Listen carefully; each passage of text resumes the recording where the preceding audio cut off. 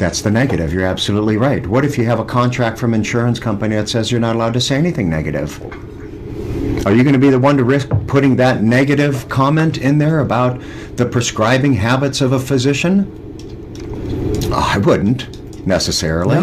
No, you're not going to be. You put yourself... No. So you see, it goes back to a PBM. The PBMs. The insurance companies. Absolutely. Are controlling...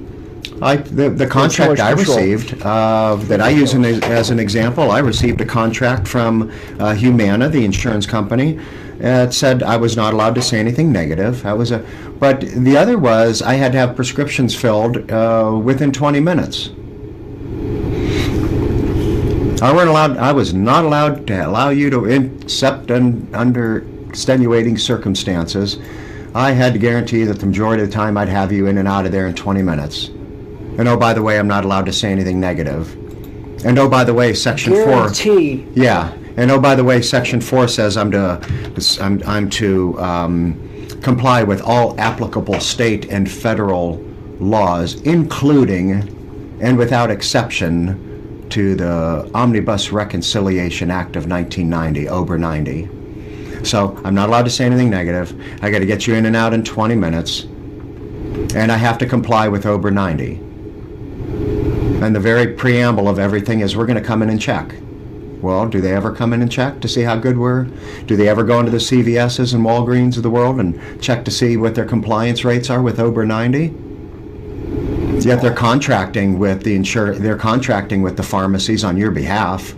You're the one paying them the premiums to oversee your prescription card benefits, and in turn they're contracting with me and the chain pharmacies on your behalf, and they're stipulating certain things. Well, one of those things they stipulate is that you follow the laws, especially OBR 90, and we'll be in and look. Well, they don't go in and look. Working that fast, people are going to make mistakes. I'm a human. The wrong thing goes in the wrong... Yeah. Wow. I'm a human. Say something to me. You know, I don't blame I don't blame my colleagues on this. This is the business models that they're in. I did it for a number of years. I've been there. You don't even want to pick your head up for fear that somebody's going to ask you a question. You'll be so far behind, you'll never get caught up again. If you pulled me away for 15 minutes, if they had free 10 minutes or 15 minutes, they'd go to the bathroom. That's what they're complaining about on Facebook. You give a pharmacist behind the counter on a 12-hour workday a free 10 minutes, they want to use the bathroom.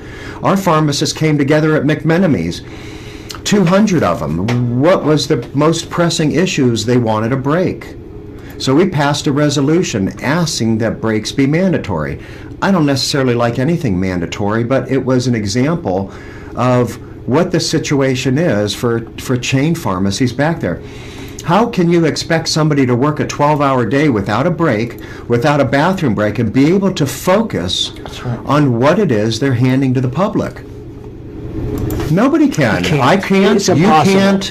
No. The employers can't. The district supervisors who think they can, can't.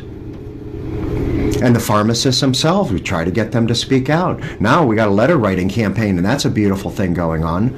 You know, they're starting to speak out a little bit, but understand the employers are signing insurance contracts that sometimes are forbidding them to do certain things, and an extreme is the one that's saying you can't say anything negative. You know, it is to think that my colleagues with the level of education, and granted they are making a good wage, but to think that they are in a situation that they want to be able to use the bathroom is, to me, is appalling.